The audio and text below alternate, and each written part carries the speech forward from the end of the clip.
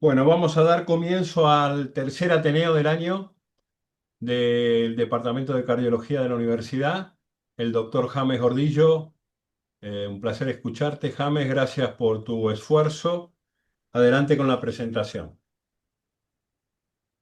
Bueno, buenas tardes a todos. Mi nombre, como bien lo dijo, James Gordillo, soy residente de primer año de cardiología.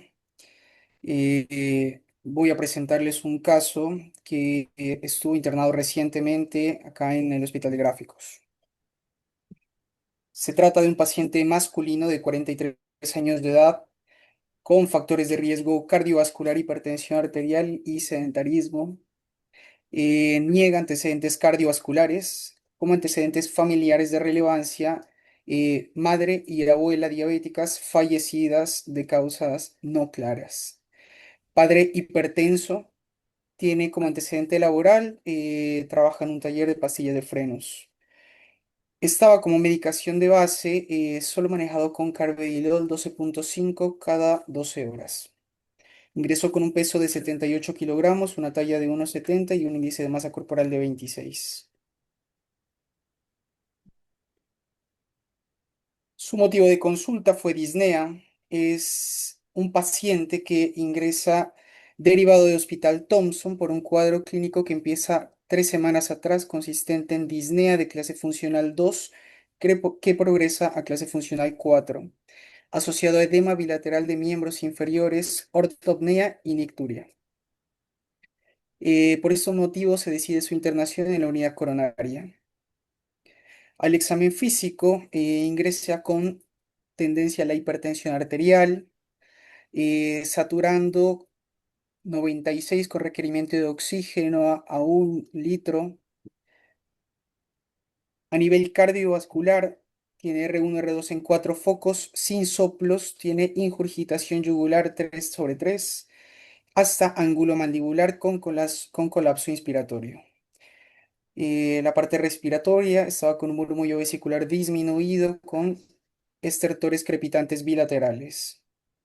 El abdomen estaba blando, depresible, llamaba la atención una onda cítica positiva. A nivel de extremidades, estaba simétricas con edema 4/4 con un godet positivo suprapatelar. Llamaba la atención también edema escrotal, tenía adecuada perfusión distal. Bien, una pregunta, James.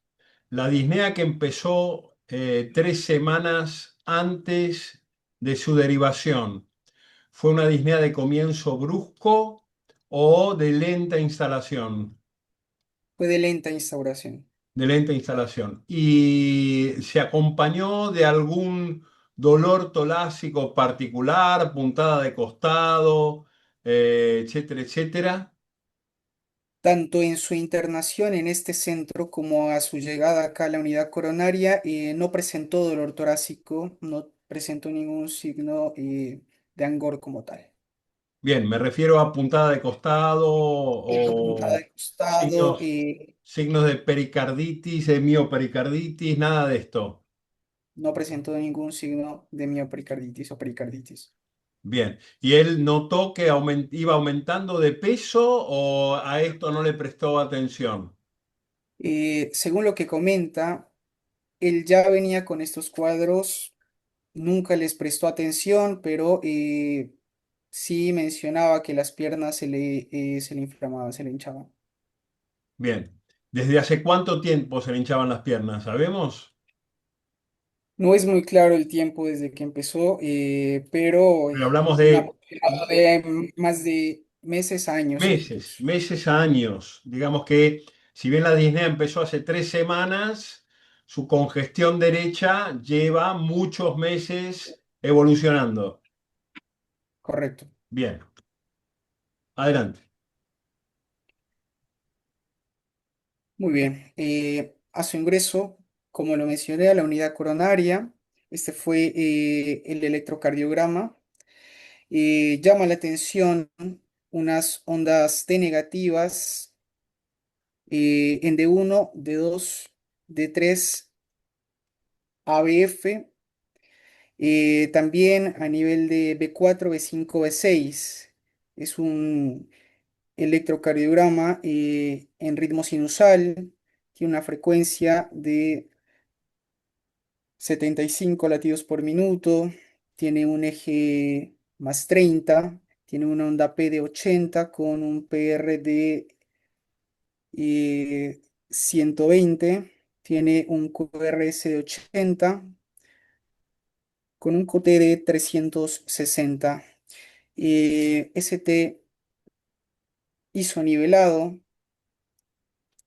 Llama la atención como para mencionar también como criterios de Sokolov-Lewin, nos daría unos 25, que sería negativo para hipertrofia de BI en este Sí. electrocardiograma. El eje, yo no sé si está a +30.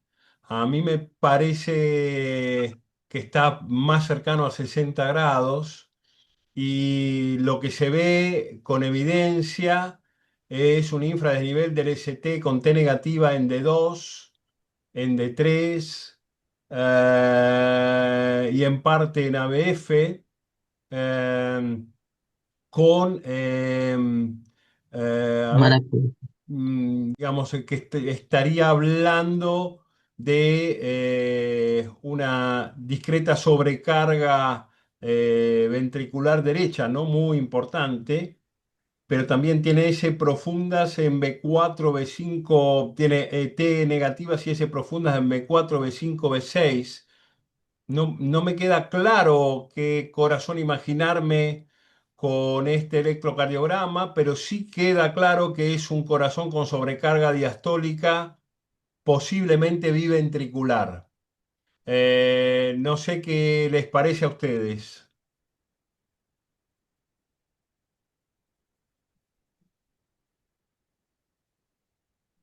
¿Alguien quiere opinar sobre el electro? Sí, Doc, yo lo ingresé al paciente y me parecía que, o sea, yo me imaginaba un mal ventrículo. De hecho, lo hablé con Alfonso al otro día, pues al otro día lo vio él. Y yo no le vi tan buena progresión de la R, pero bueno, y también parece como que tuviera hipertrofia biventricular también. Sí, lo más notable aquí es el infradesnivel del ST y las T negativas, yo te diría prácticamente en toda la cara inferior y de B2 en adelante. Digamos, esto habla de estrés, de presiones de fin de diástole aumentadas o volúmenes de fin de diástole aumentados, con lo cual habla de un corazón que está con un proceso de remodelación ya avanzado, y por el tipo de electrocardiograma, todavía no en fase miocárdica, porque el QRS es angosto, pero que afecta a ambos ventrículos, ¿no?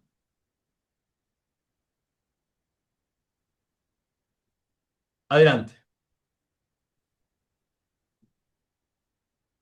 Esta es su radiografía de ingreso. Podemos apreciar un corazón aumentado, un índice cardiotorácico mayor a 0,5. eh, Tiene bastante redistribución de flujo, eh, marcados signos de congestión. Sí, yo le sumaría a esto que efectivamente tiene congestión iliar, que tiene, yo tendría que medirla, pero parece un tronco de la pulmonar derecha mayor a 14 milímetros. Y fíjense cómo la circulación se ve prácticamente amputada en los lóbulos superiores. También está discretamente rectificado e incluso invertido el arco pulmonar. Definitivamente no es un corazón en sueco, impresiona una hipertrofia, una remodelación ventricular izquierda con hipertensión pulmonar, como si fuera un proceso de insuficiencia cardíaca izquierda que está empezando a pegar la vuelta, ¿sí? Eh, Fabián, de Fabián Larios, ¿querés decir algo? Adelante, con toda libertad. Hola, buenas tardes. No, pues yo lo que estaba viendo era que justamente estaba con signos de hipertensión venocapilar grado 2, que tenía esa cardiomegalia. Este, no tiene derrame pleural, pero bueno, sí por los hallazgos sugestivos y por lo que han estado comentando, parece, bueno, un cuadro de insuficiencia cardíaca, ¿no? Y Izquierda, sí. este, Pero no, bueno, claro, izquierda, claro. insuficiencia Eso es izquierda que aparentemente está empezando a pegar la vuelta por el no, eso era lo aumento. que iba a acotar nada más. Me parece que tiene algún grado de hipertensión pulmonar tipo 2, es decir, aquella que depende del aumento de la presión Claro, de fin de diástole del ventrículo izquierdo, ¿no? sí, sí, señor. Pero todo esto es radiomancia, digamos, todo esto es como inventar a través de la placa de tórax, así que sigamos escuchando al doctor Gordillo. Muy bien. Con respecto a sus exámenes de ingreso de laboratorio, una hemoglobina de 12,3, un hematocrito de 37, con blancos de 11.000, plaquetas de 224.000, una glicemia de 91, urea de 52. Llamaba la atención como dato positivo la creatinina en 1,78, unas TGO 23 y TGP de 21, una bilirrubina total de 1,1, una directa de 0,8, un sodio de 141, potasio de 3,8 y un cloro de 102. Sí, llama también la Eh, atención en este primer laboratorio, James, anemia, ¿no? Una anemia leve, pero existe, y un discreto toque hepático con un levísimo aumento de la bilirrubina total. El paciente no consume alcohol, ¿no? no, no No. consume alcohol. Bien, adelante. Bueno, Perdón, y el pues segundo laboratorio, discúlpame, el segundo laboratorio es de 20 días después. el segundo laboratorio es como dato relevante, persistió siempre durante su internación con una alteración en su función renal que sería su basal. Bien, y bueno, entonces es posible que estemos en presencia de un síndrome cardiorrenal tipo 2, es decir, disfunción renal a expensas de insuficiencia cardíaca crónica, ¿no? Eh, con algún grado de congestión hepática a pesar de que las transaminasas no están elevadas. Adelante. Correcto, Doc. Ok. Muy bien. Con estos estudios decidimos realizar un ecocardiograma transtorácico donde concluía una miocardiopatía dilatada biventricular a predominio derecho, con un deterioro moderado de la función sistólica del BI, hipertrofia del BI, una disfunción diastólica grado 2 con un patrón pseudonormal diastólico del BI, una presión capilar pulmonar estimada aumentada, una aurícula izquierda dilatada, moderada, a grave, aurícula derecha dilatada, grave, una hipoquinesia global con predominio de la pared inferior, septum inferior apical, septum anterior apical, una dilatación también del ventrículo derecho, una insuficiencia tricuspidia moderada, una insuficiencia mitral y aórtica leve, una insuficiencia pulmonar leve, un derrame pericárdico leve, sin presencia de trombos ni masas endocavitarios. Bien, esto confirma un poco lo que nosotros vimos en el electrocardiograma, en la placa de tórax y justifica de alguna manera, sumado a la disfunción renal, la progresiva acumulación hídrica del paciente que por sus edemas escrotales, más allá de que pueda o no tener más de 10 años de casado, básicamente están hablando de congestión, de aumento de la presión venosa central, sumado al hallazgo semiológico de la ingurgitación yugular hasta gonion, ¿no?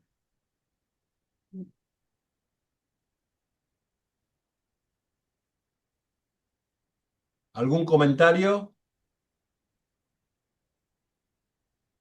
Avancemos. Muy bien. En contexto de una falla cardíaca descompensada, se indicó balance negativo, un manejo con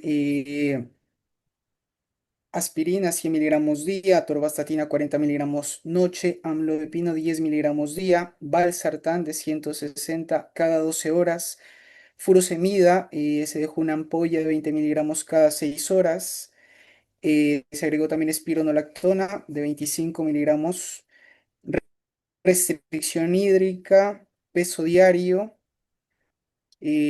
persistía con el requerimiento de oxígeno, 2 litros, con glucometrías normales durante su internación.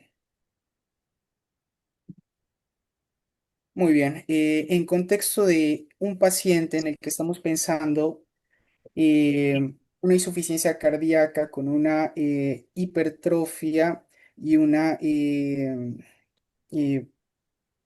en sí es un paciente que tiene una, como ya lo vimos en el electrocardiograma, una miocardiopatía dilatada.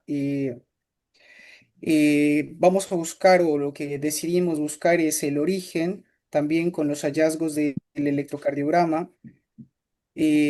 Decidimos realizarle una CCG diagnóstica.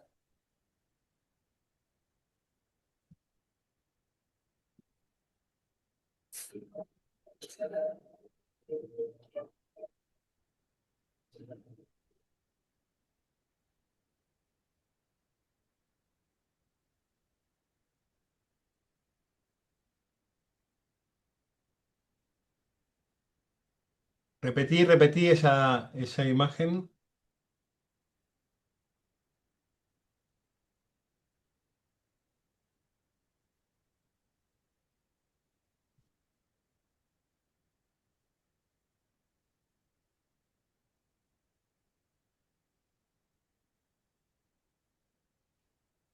Impresiona tener un tronco irregular y no haber nada complicado. ¿Cómo informaron esta coronaria izquierda ustedes que la vieron en pantalla?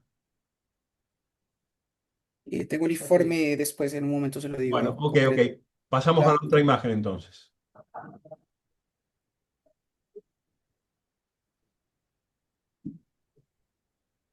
Ujú.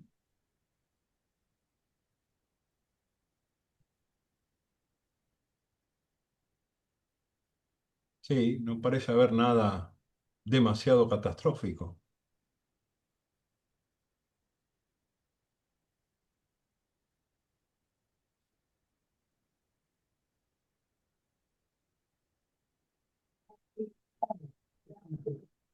Buenas, Lucas.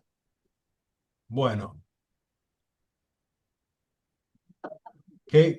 a ver, Este es el informe de la CCG. Reporta una coronaria derecha de buen tamaño, sin lesiones angiográficamente significativas. Una izquierda, un tronco de mediana longitud, un tronco de coronaria izquierda, perdón, de mediana longitud y buen calibre, sin lesiones angiográficamente significativas. Una descendente anterior de buen tamaño y calibre, sin lesiones, y una circunfleja con una lesión severa en su tercio medio. Como nota sugerente de hemodinamista, sugiere como tal una TC a la circunfleja, pero afirma que no justifica dicha lesión la responsable de su miocardiopatía dilatada.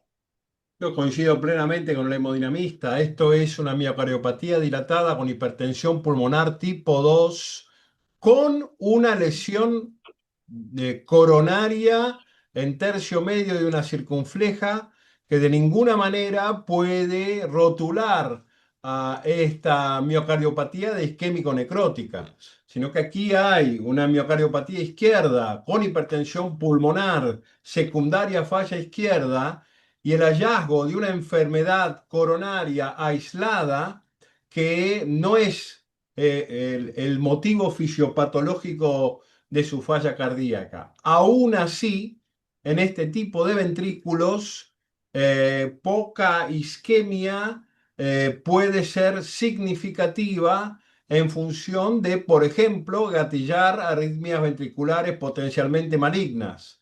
Con lo cual, más allá claramente de no tener un diagnóstico etiológico de su miocardiopatía, yo personalmente creo que habría que pensar en dilatar esa circunfleja, porque si esa circunfleja se infarta, va a sumar, aunque sea poco territorio miocárdico, al daño, pero dado que el ventrículo está muy deteriorado, poco deterioro miocárdico puede ser determinante para su pronóstico. Pero no es una miocardiopatía dilatada isquémico-necrótica. Aquí hay otra etiología de su miocardiopatía dilatada a estudiar. ¿Qué piensan ustedes?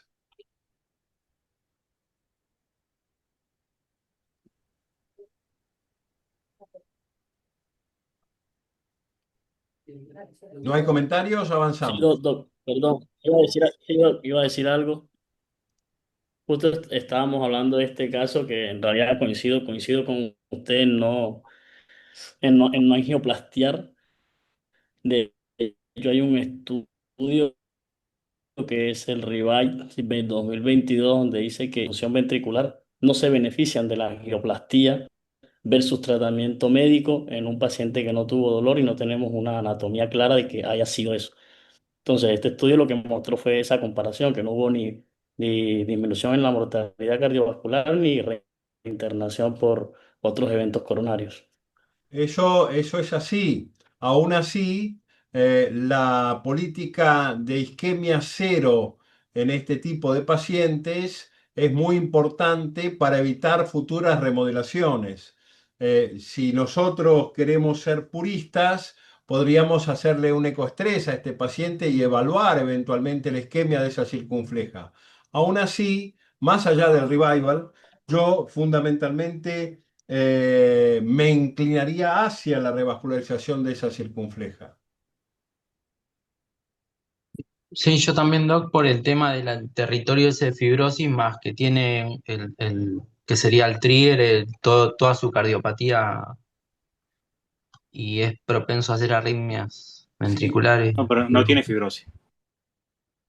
No tiene La isquemia, es quise decir por el tema de la isquemia. generalizada, la hipoglucemia también generalizada, una miocardiopatía dilatada que no creo que esa lesión de la circunfleja sea la causante de no, no, tremenda no, no lo es, no lo es. daño Bueno, estructural. acá hay dos cosas, ¿no? Primero, saber qué tiene este paciente. Y para saber qué tiene este paciente, muy probablemente tengamos que terminar en una resonancia magnética nuclear con gadolinio. Y este es el punto que nos va definitivamente a contestar si hay edema, si hay fibrosis, si hay necrosis en un paciente hipertrófico en el cual ecocardiográficamente a veces no se logra discriminar esta situación. Yo creo que por la edad del paciente completaría la investigación etiológica de su miocardiopatía dilatada con una resonancia. Desde el punto de vista revascularización de la circunfleja, efectivamente podemos discutirlo. Yo inicialmente estaría propenso a dilatarla. Si no estamos de acuerdo, podemos definir esta situación a través de un ecostrés que también nos va a dar pautas de recuperabilidad miocárdica más allá, sea la etiología que le haya generado el deterioro ventricular. Si en el ecostrés hay isquemia circunfleja, va a haber que dilatarla. ¿Sí?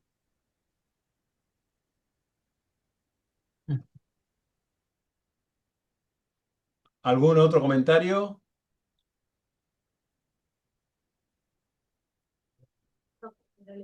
Adelante, James. Muy bien. A la par también decidimos realizar el cateterismo derecho. Este cateterismo reporta, se toma una presión arterial de 119,79 milímetros de mercurio, informa una presión pulmonar sistólica de 25, diastólica de 13 con una media de 17, una presión del ventrículo derecho sistólica de 20, diastólica de 3 con una media de 9, y una de aurícula derecha de 2 milímetros de mercurio con una wedge de 8 milímetros de mercurio.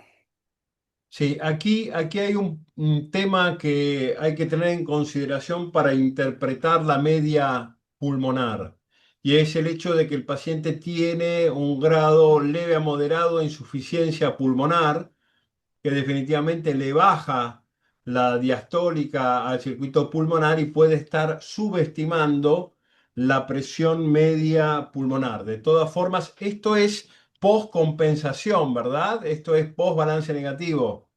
Señor, el paciente ya después de haber hecho balance negativo, estos estudios se los realizamos una vez estaba peso seco. Bien, entonces no es esto una fotografía del momento de la descompensación, es la prueba de que el tratamiento fue efectivo. Pero si uno imagina un cateterismo derecho en el momento del ingreso, definitivamente la wedge ya se la ve en la placa de tórax, es mucho mayor que 8 y la presión pulmonar se lo ve también en la placa de tórax, es mayor que 8. Repito, una cosa es un paciente congestionado y otra cosa es un paciente bien tratado. Esto no descarta el hecho de que el paciente haya tenido hipertensión pulmonar. De hecho, la ingurgitación yugular, el edema escrotal, el aumento de peso, nos hablan de que definitivamente que hay congestión del circuito derecho. Esto es la foto de una estrategia terapéutica exitosa, ¿sí? No descarta falla derecha, no descarta congestión derecha, simplemente confirma que las medidas terapéuticas asumidas han sido exitosas. ¿Se entiende lo que quiero decir? Correcto, Bien, se entiende. adelante. Bien, a Bien, la par de bien, mis... bien por el cateterismo derecho, James, me emociona, me emociona. Qué bueno, doc. Adelante. Eh, También se le solicitó serología para HIV y Chagas, las cuales fueron negativas, un perfil tiroideo sin alteraciones, como para descartar otras causas. Bien,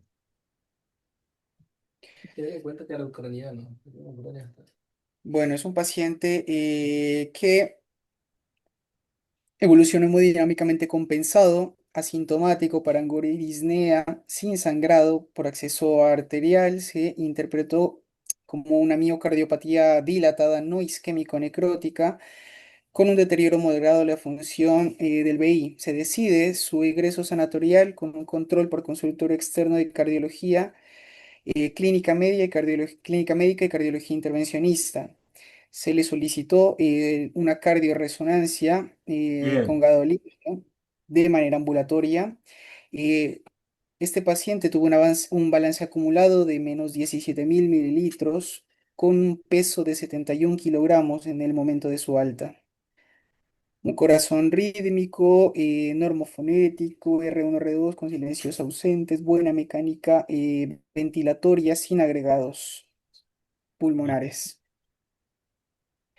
Sus diagnósticos de alta fueron insuficiencia cardíaca congestiva, una miocardiopatía dilatada con deterioro moderado de la función de ventrículo izquierdo, no isquémico necrótica, una enfermedad coronaria con una circunfleja severa en su tercio medio y una insuficiencia renal crónica. Este fue el electrocardiograma de egreso.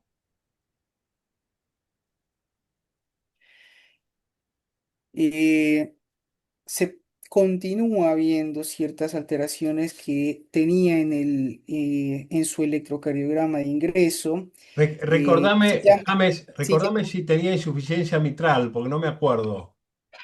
sí tenía insuficiencia mitral, era leve.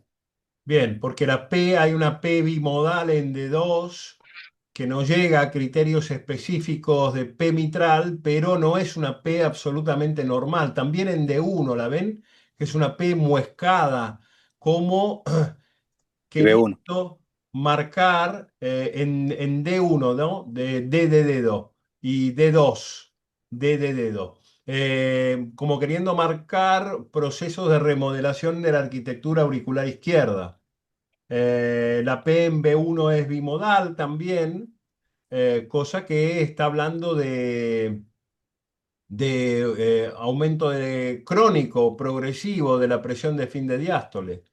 Si bien no hay secuela necrótica de cara inferior, el electrocardiograma cambió drásticamente respecto a la repolarización de D1, D2 y D3, incluso en cara anterior respecto del ingreso.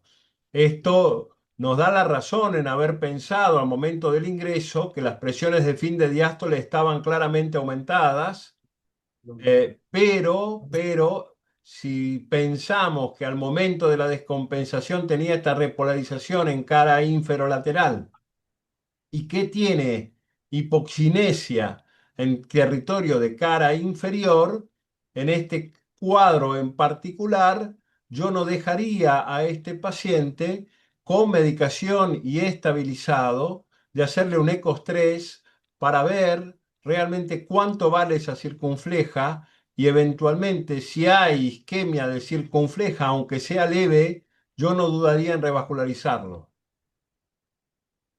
¿Quién más quiere opinar de esto? Doc, yo, disculpe, le pongo la cámara. No se te escucha.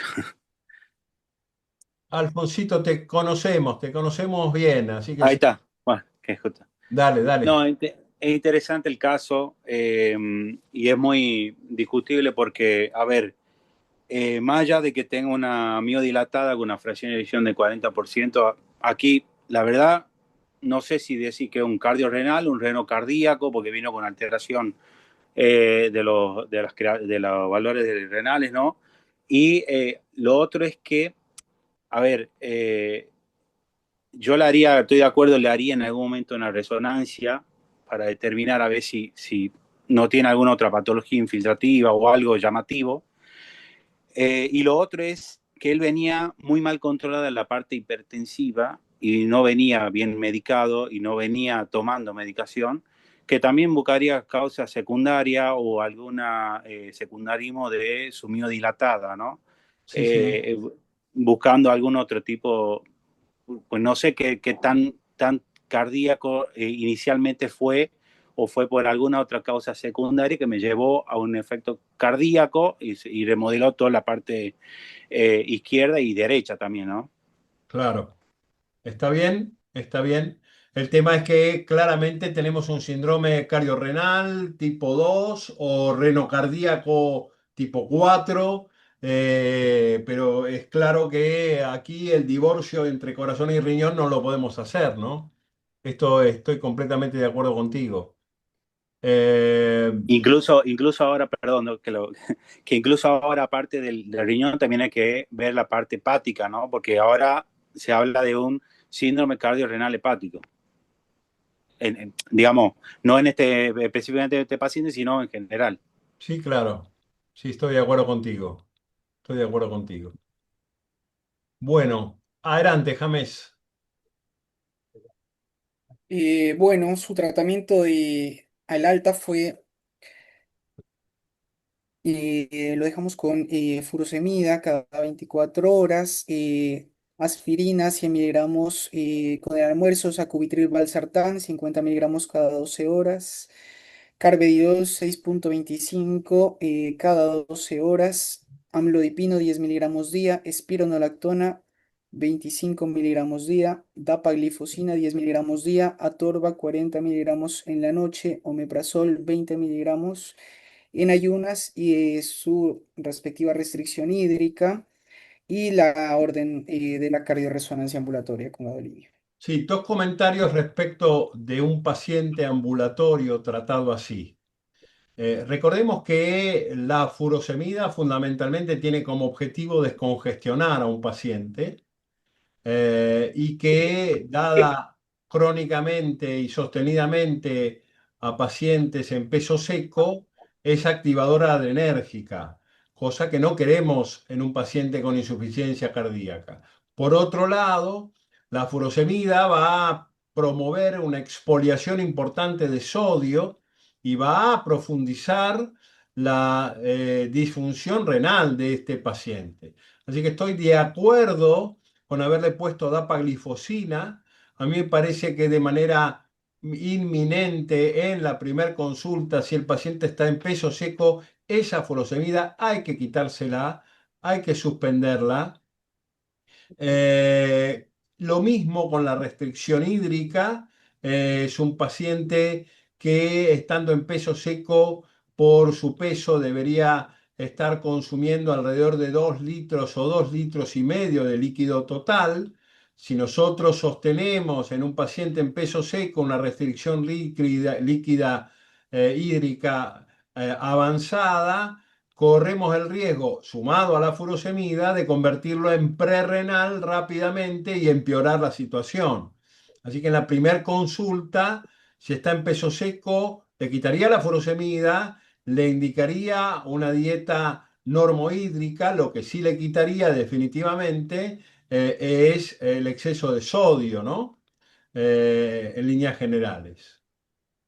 James, Sí, yo le quería preguntar a James porque creo que el paciente era nacido en Ucrania, ¿no? ajá. Sí, sí.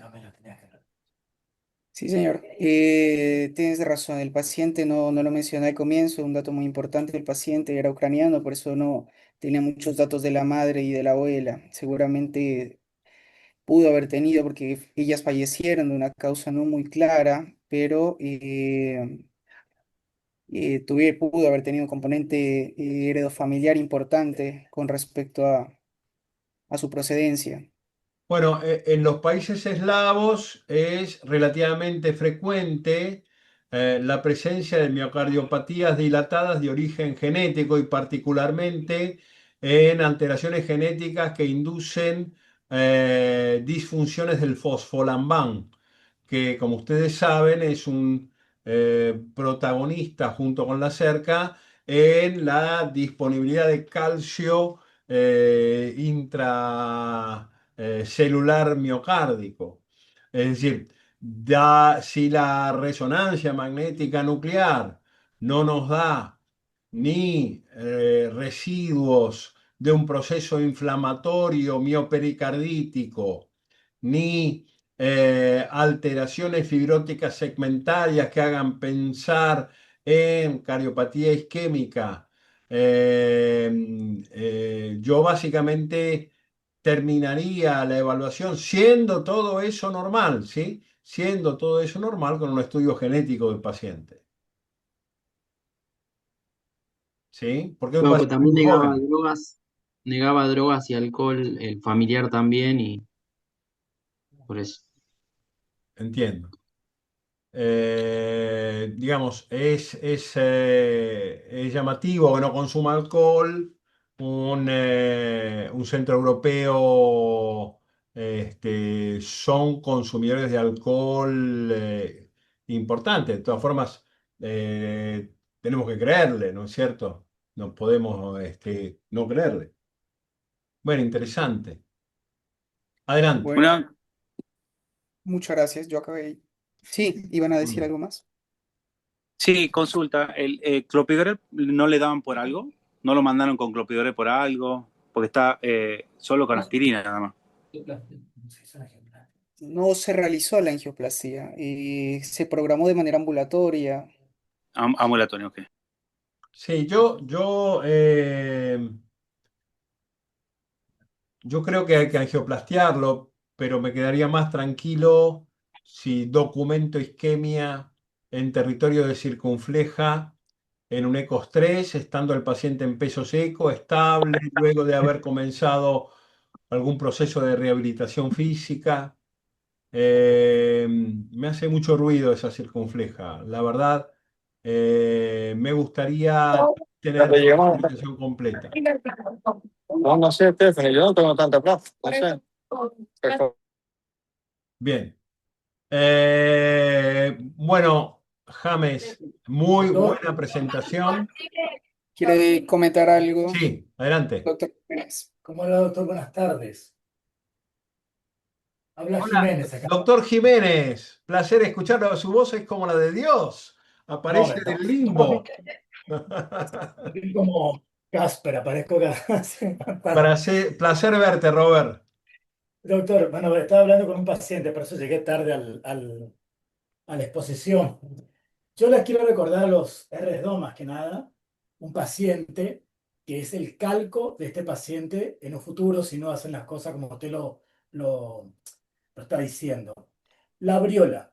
La briola es una miocardopatía dilatada que también tenía el síndrome, hacía reno, hepatorrenal, y un paciente que tenía lesionada la circunfleja infartada, no tratada con arritmias ventriculares que terminó con un CDI. Obviamente hace unos meses ya falleció este paciente, que no pudimos, por supuesto, tratarlo, ya estaba para trasplante renocardíaco, y es un poco el calco de este paciente, lo que puede llegar a pasar si por ahí no le damos un poco de importancia a la revascularización, a la isquemia cero. Coincido No sé si plenamente está de acuerdo. contigo, Roberto. A mí Vemos este paciente. perdón, discúlpame. No, no, eso justamente, que tuvimos un paciente que tuvo casi la misma evolución clínica, que es la briola. Algunos de los R2 lo tienen que recordar. Sí, sí, la abrió la Pablo. Yo, Pero yo bueno, personalmente, yo personalmente iría rumbo a la angioplastia programada en este muchacho. sí. Pero sabemos que hoy por hoy esa lesión de circunfleja no es el problema, la madre de todas las batallas, No, por sino supuesto, que doctor. eh, Usted, como bien me dijo, puede generar arritmias ventriculares y pueden sí, terminar con otro tipo de evolución sobreagregada que no es la deseada. o empeorar su función ventricular. Por eso, Aparte, recordemos que la isquemia circunfleja puede generar insuficiencia mitral transitoria, ruptura del músculo papilar y algunas otras cuestiones no deseadas. Como concepto general, es claro que uno tiene que tomar la bibliografía publicada eh, y bajo esa luz interpretar a cada paciente. Pero en particular, nuestros pacientes normalmente no están en las guías, sino están en los trabajos de investigación, porque este paciente tiene disfunción renal, este paciente tiene un toque hepático, este paciente tiene anemia crónica, este paciente tiene una serie de fenómenos que, estando en peso seco, con una resonancia magnética nuclear normal, eh, yo me quedaría muy tranquilo si hiciésemos un ECOS-3 y no tuviese nada de isquemia, lo podría esperar, pero si tuviésemos un ECOS-3 dudoso con isquemia de territorio inferior o de territorio de circunfleja, dado que no es dominante, yo no tengo duda en dilatarlo. Más que nada, Doc, por lo que vimos en la clase de ritmología, que tenía de las tres patas de las arritmias que habíamos visto, este paciente tiene dos, entonces por eso, Sí, sí, tiene la isquemia, tiene la activación neuroadrenérgica y si en la resonancia le documentás fibrosis, tiene las tres, Fer. claro, por eso. Hola Jorge, placer verte. Hola, ¿qué tal? Llegué un poco tarde, pero Pero conoces estuve al primero con la paciente. computadora. Cuál es tu postura al respecto? No recuerdo bien, no escuché. Ah, bien, Recién bien, entro, bien. hace 2 minutos. Bien, bien, bien, bien. Pero algo me acuerdo de este paciente. Lo que yo había considerado en su momento era que la lesión de circunfleja no representaba causante de su miocardiopatía y se podía esperar y que había que evidenciar claramente si había isquemia por esa lesión para decidir dilatarla. Creo que recuerdo eso, lo que dije en su momento cuando estaba internado. Sí, sí. Yo creo que ese es el camino. Y ante la menor duda yo la dilataría, por todo lo que dice Fernando, que me parece que es así, ¿no? Y lo que contaba Roberto respecto de lo que es la historia natural de la evolución de este tipo de pacientes, ¿no? Sí. Muy sí, bien. doctor. Bueno, ¿alguien más quiere comentar algo?